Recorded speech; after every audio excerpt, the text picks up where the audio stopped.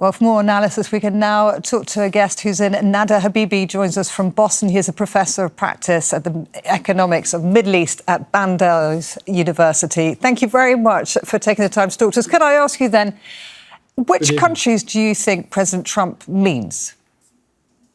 I think the primary target would be China, but given that already the Strait of Hormuz and Persian Gulf are subject to U.S. blockade, the other potential countries are Iraq and Turkey.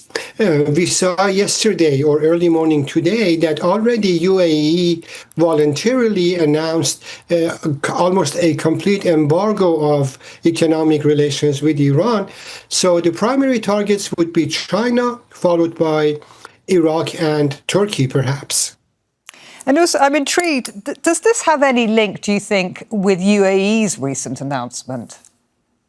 Well, prior to the UAE announcement, as far as news is available, the Foreign Ministry of the United States, Secretary of State Rubio, had a conversation with UAE officials.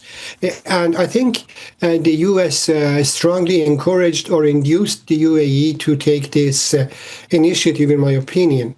But, of course, the trigger that the UAE announced was the two missiles that were targeted towards UAE by Iran, which of course Iran has denied. But in my opinion, United States probably had a conversation with UAE officials prior to this announcement. Okay.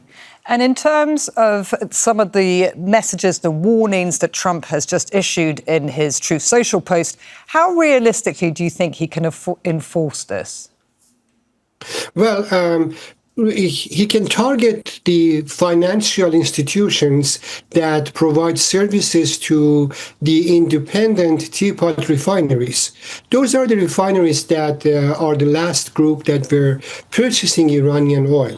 The challenge there is that Chinese government has issued a warning to Chinese entities not to cooperate with U.S. sanctions.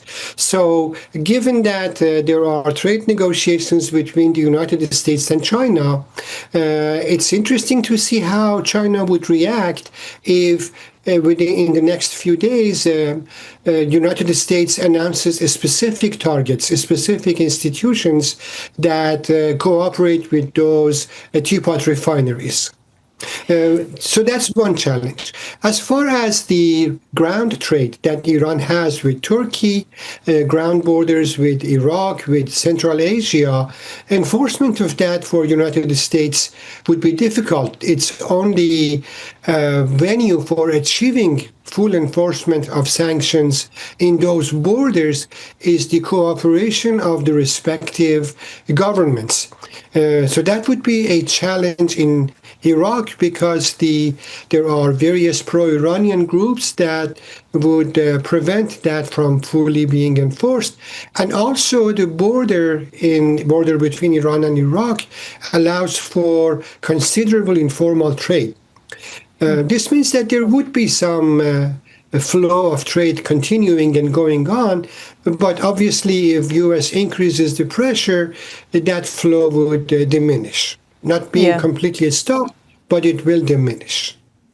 And interestingly, you mentioned that you think ultimately it's for China. What is Trump's long-term strategy goal? Because he's supposed to be hosting Xi Jinping on a state visit next month. So what will happen now? And is his focus more now for midterms? Right. So looking at the policies of Trump administration towards Iran, I think it's very hard to detect a long-term strategy. It's basically trial and reaction and development of new strategies. The military campaign against Iran proved to be very costly, and we already received various information and reports from even American sources that some of the stockpile of ammunition of United States has been exhausted. That's why I think Trump is now looking for alternatives to military action, and the most obvious alternative is to strengthen the economic sanctions and economic blockade, what he refers to as the economic D-Day, meaning that this would be a very major and massive campaign. Of course, the Iranian economy is hurting. What U.S. has done, the military actions, the economic steps, the blockade, have already caused significant pain and difficulty for Iran. So if there is additional steps, then we might see even more pain and suffering and more restrictions on economic activity in Iran. Nader Habibi, a professor of practice of the economics of the Middle East at Brandeis University. Thank you very much for your time. Thank you.